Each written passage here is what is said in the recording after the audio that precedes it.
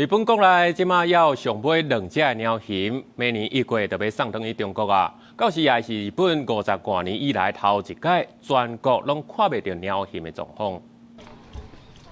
胖达稳稳啊在食竹啊，外围的民众摕手机啊一直翕。这对双生啊胖达，2021伫日本一出世，就变做东京上野动物园上受欢迎的动物名称。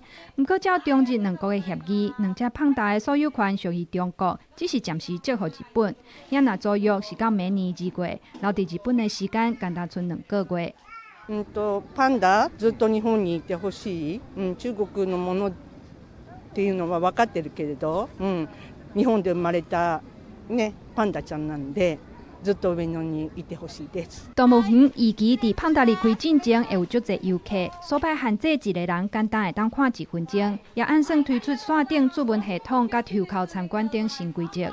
日本境内目前敢单剩这对双生啊胖达，中日胖达外交历史会当追溯到1972年。自中日关系正常化以来，中国定期会借胖达予日本做两国关系友好的象征。明年2月，这对双生啊离开东京以後，將會是日本53年來頭一擺無任何一隻胖達。やはり、上野動物園で生まれた初めての双子のパンダという意味で、そこの部分で非常に、大きな意味があったというふうに思っております。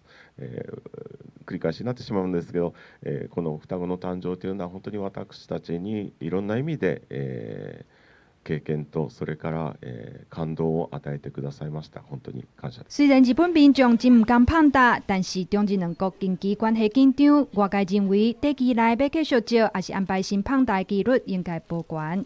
又派準兵役。